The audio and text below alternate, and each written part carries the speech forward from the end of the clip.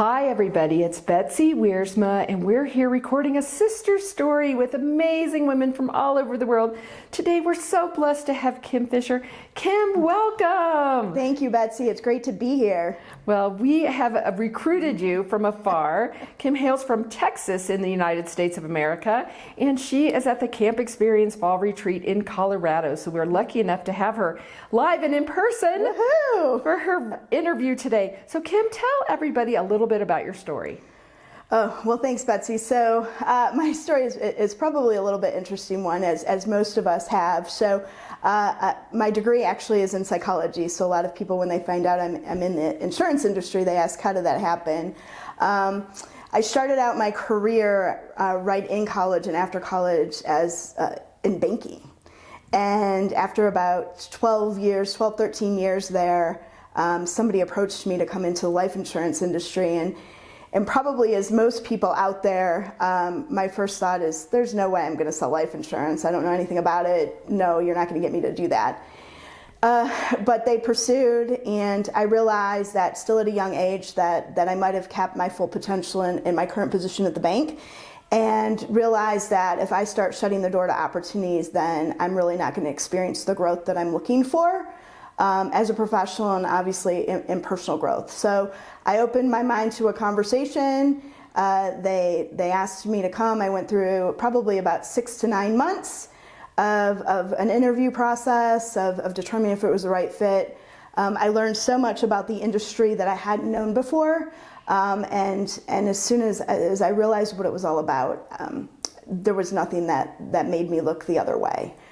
So I came into New York Life back in 2006 as an agent.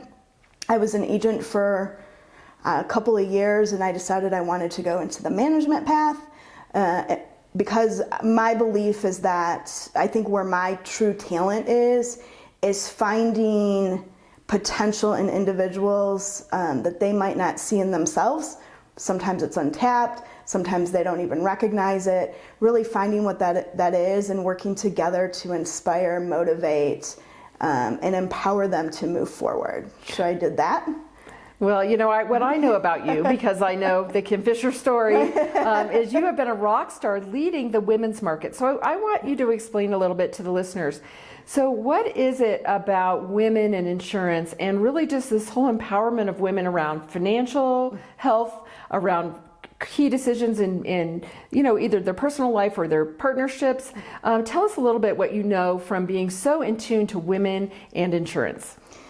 Yes, so what I know about being around women and insurance and just the financial sector is what I find very interesting. And I ran our women's market for 6 years. And there was a lot about women that I didn't really understand because, you know, as a woman myself, there were some things that I did, and it might have not been the same that most other women did. So, you know, one of the things that I found is that many extremely educated, powerful, strong, intelligent women put their finances on the back seat for whatever reason.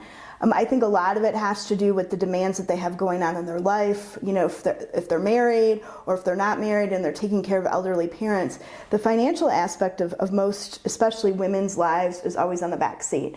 And the more conversations I have with women, the more I hear that. You know, my husband takes care of that. My parents still take care of it. My dad, you know, and usually it's somewhere around men taking care of it. I don't want to think about it. It's too confusing for me. I don't understand it. And that was really eye-opening to me and enlightening, just from how do we change that mindset? Because I think it's all about taking away the fear. And what we do know about women is some statistics that are kind of shocking. Is the average age of a widow is 59. And the average life expectancy of a woman today is around 85. So there's potentially 30 years that a woman is going to be responsible for her own financial future without her husband's voice. And the conversations usually take place after that's happened, and then they don't know what to do. So really this is about empowering women to really take control, to use the voice that they've been given, to feel empowered, to say, you know what, I I deserve a right to this conversation. I have worked hard to get to where I am. I'm going to own this, and I'm going to feel really, really good about it. And I think that all of us as women need to support each other in those efforts to feel really, really good about it. Well, I have to give a shout out to New York Life, because your agency here in Denver, Colorado, have been a big sponsors of the Camp Experience Network, as that you know, and thank you for supporting us too, Kim. But also too, they are friends in the insurance and the financial services industry. So they have those conversations with us, and I learned about long-term care, and I really learned about life insurance. And with the passing of my mom recently, all my dad had on earth was the life insurance. And so I want to just call you out and say thank you for all women in the world to advocate for these conversations. But we could talk about the big picture of women all day. I want to know more about you. So what we always ask everybody is, you know, you're very successful in New York Life. You have your own now office down in Texas. People think it was easy, and I always like to tell the truth to the world that successful women, it maybe isn't always easy. So tell everyone a little bit about when it's been hard along your path and what you've learned. You know, I think every woman, regardless of how confident they are or how confident they come across, I think we all struggle with the self-doubt in our mind. You know, are we good enough? Should we have said this? Should we have positioned this differently? I think probably women struggle with that a little bit more. I will tell you, I struggle with it daily. You know, I've got a couple of things that make me unique, just like everybody else does. I'm short. I look younger than I am, and you know, I just have this youthfulness about me. So oftentimes I'm not taken seriously. So that I would say that's one of the things I've had to overcome.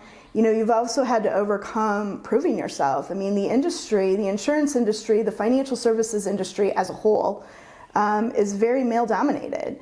And so we're coming in, and I've come in and have tried to find a voice for myself and others.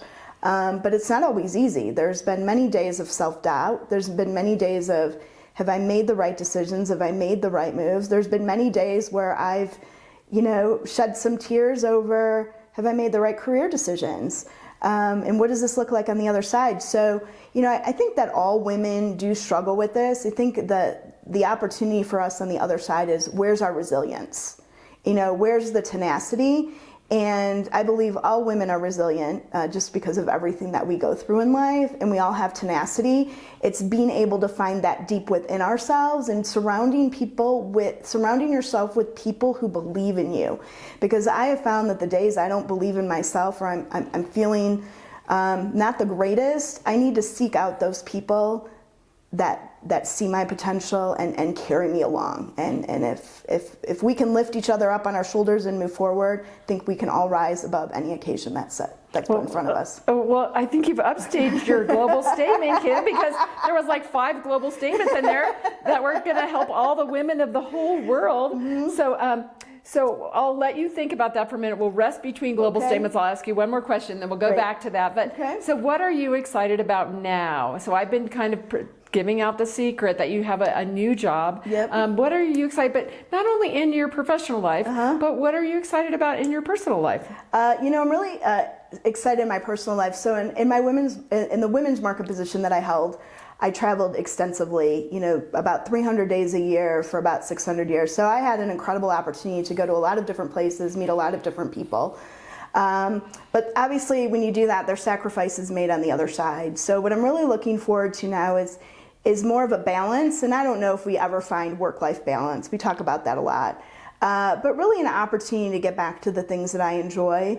And I'll tell you, just going back to one of the other struggles that I faced is that I'm also single, and I'm happily single.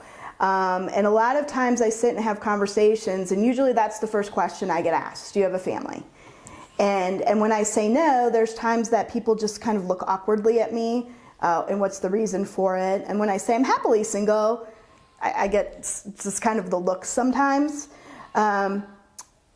But I am happily single, and I think that more women who choose not to get married and who are really focused on what they need to do for themselves in their future shouldn't feel badly that other people are questioning the reasons they've made choices in their life, and embrace the fact that you are a happily single woman, and put yourself in a position to do great things without the necessary support of a man.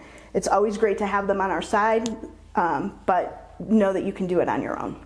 I'm so glad that you were sharing that, because so many times I think the society says, right, and I'm a 41-year-old adopted mother, so I'm 58 with a 17-year-old, and people think I'm cray-cray, which I am, because again, I do have a teenager, but you know, our path was different, and we did not create a biological child, and you know, lots of partnerships are different these days. They are. In all kinds of relationships. So thank you. That was a blessing that you would share that with us, Kim. So now you get to say your global statement for women of the world. Kim Fisher, your global statement. So my global statement, I would say my global statement is really simple. It's empowerment.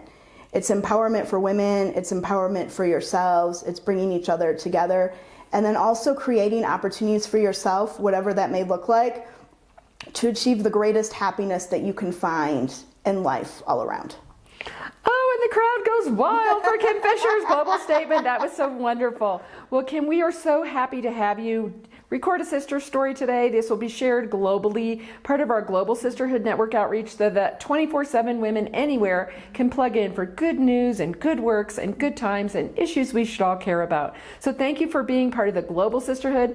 Thank you for all the love and support of women, and through really supporting all those New York Life women and the outreach to women in the world. We love and appreciate you. Thank you so much. It was great to be here.